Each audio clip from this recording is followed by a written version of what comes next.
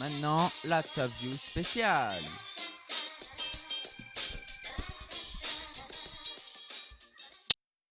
Bonjour, nous sommes des jeunes de l'IMO du Bois-Greffier de Bain-Bretagne. On vient vous poser quelques questions sur les Restos du Cœur. Où vous situez-vous sur Bain-Bretagne? Alors, nous sommes situés dans la cour, dans la cour de la partie ancienne de l'école. Donc, il y a plusieurs salles de classe qui sont occupées par des associations. Est-ce que c'est ouvert tous les jours? Alors non, là, en ce moment, nous sommes ouverts le mardi, toute la journée, parce que nous, on appelle, c'est notre campagne d'été qui est la plus longue, en fait. Elle commence en mars et se termine en novembre. Et donc là, nous sommes ouverts le mardi toute la journée. Et nous allons démarrer notre campagne d'hiver fin novembre. Et nous avons choisi d'ouvrir deux demi-journées. Donc ce sera le mardi et le vendredi. Combien y a-t-il de bénévoles sur Bain-Bretagne? Alors dans notre centre, nous sommes une trentaine de bénévoles. On n'est jamais tous là en même temps, mais ça tourne. Comment s'inscrire pour être bénévole?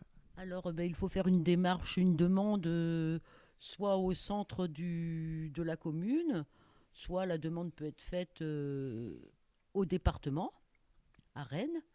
Et il y a aussi un site où on recrute sur le site.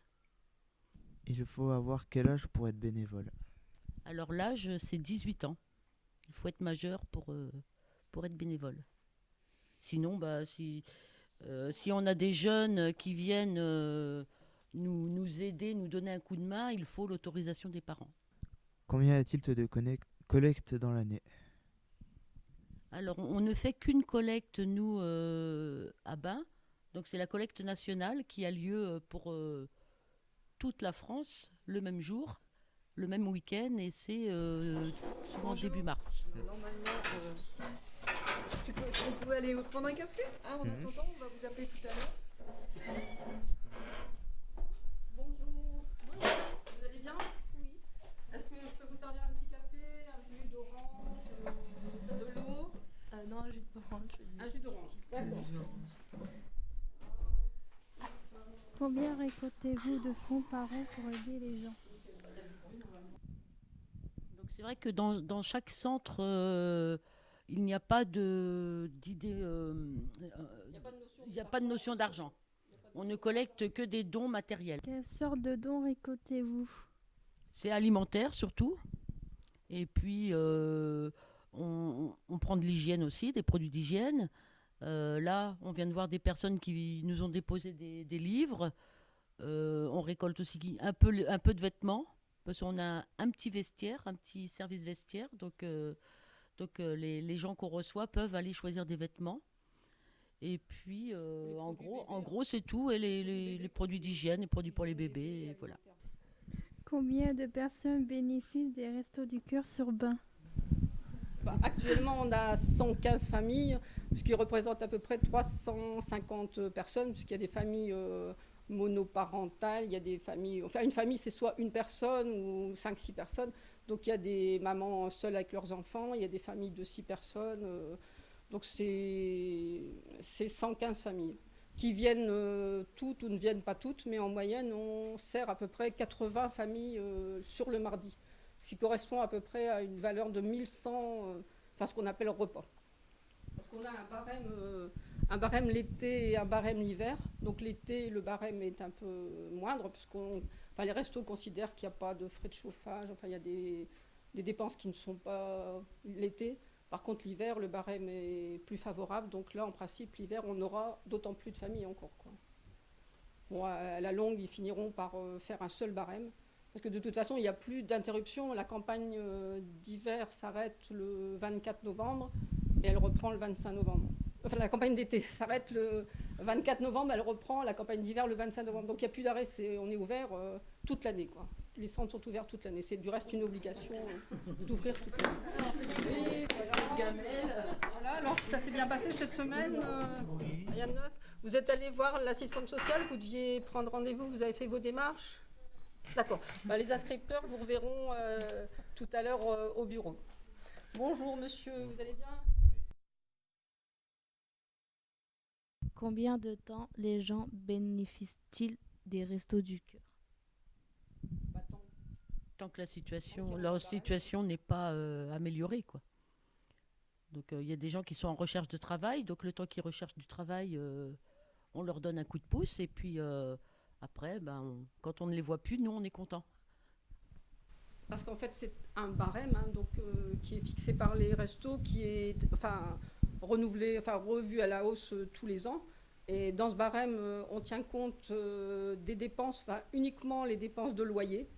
Et en recette, donc, soit un petit salaire, soit le retour à l'emploi, soit des indemnités journalières, soit des allocations handicapées, la CAF aussi, le logement. Donc c'est uniquement ces ressources-là et on dépense le loyer.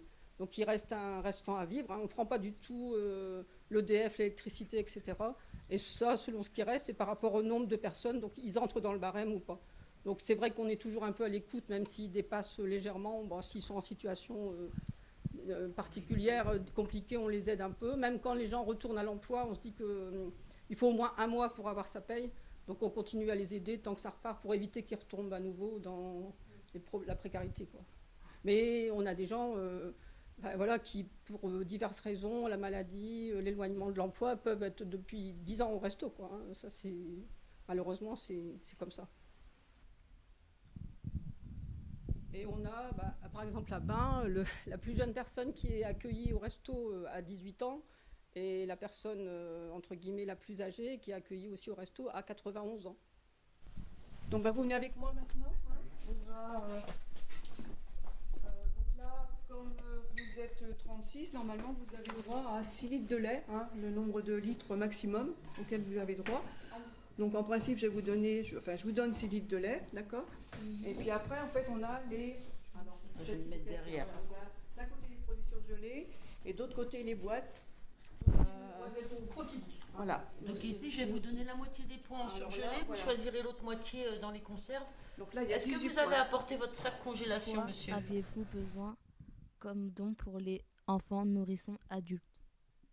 Les dons pour les nourrissons, ce sont essentiellement des petits pots, des couches, des produits d'hygiène, voilà, du lait, du lait de toilette, Mm. des shampoings, pour les petits pots de bébé, le lait, tout ce qui est céréales. Pour les adultes, c'est l'alimentaire en sec surtout, et puis aussi tout ce qui est produits d'hygiène aussi, hein, hygiène de la personne, hygiène aussi de la maison, puisqu'il y a tout ça aussi, produits pour la vaisselle, la lessive.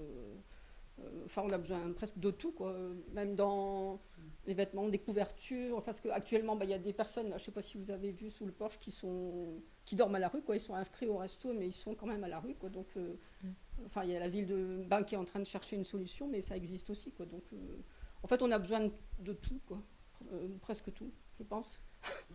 Parce que même des choses qui peuvent paraître pas nécessaires à quelqu'un, comme des friandises, du chocolat, je trouve que quand même, souvent, quand ils sont tout seuls, ils aiment bien le soir un petit morceau de chocolat, un petit gâteau, même si c'est pas essentiel pour vivre, même si on peut se nourrir de pommes de terre et de haricots verts, les petits plus, ça fait plaisir aussi, quoi, puisque on est tous pareils, quoi. Quand on est devant la télé, on aime bien se rassurer avec du chocolat ou des petites choses sucrées. Donc, on a besoin de tout, qu'on aime bien avoir tout, ramasser tout. Donc la moitié des points, nous avons du faux filet, des côtes de porc, des nuggets, du poisson. Le poisson, il est où? Je ne le vois pas. Il n'est pas mis, ça il n'a pas l'ouvert. été mis ici. Donc voilà, on a un petit peu de choix à proposer. Nous avons eu du surimi aujourd'hui, donc voilà, en produits frais si ça vous intéresse. Voilà. Comment ça se passe la distribution?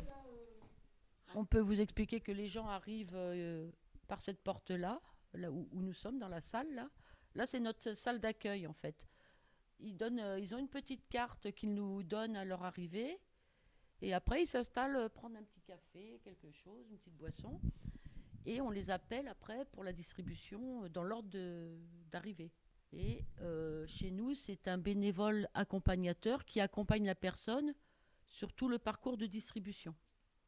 Donc la salle à côté, c'est plus la salle où on distribue les denrées alimentaires. Et les gens ressortent, et on a une autre porte de l'autre côté, ils ressortent par l'autre porte. Mais ici, le mardi matin, tout est prêt. Les petites tasses à café, les petites cafetières, les petits gâteaux, des petits chocolats pour qu'ils soient vraiment accueillis, qu'ils prennent un temps avec des gens qu'ils connaissent. Ils sont contents de se rencontrer. C'est une sortie pour eux, donc on les laisse. Puis on a quand même un espace convivial et bien. Enfin, je veux dire, un bel espace, quoi, parce qu'il y a des centres, ils ont vraiment un tout petit espace de cafétéria, quoi. Donc là, Y a-t-il plus de monde ou moins de monde depuis le début? Malheureusement, les chiffres grimpent d'année en année.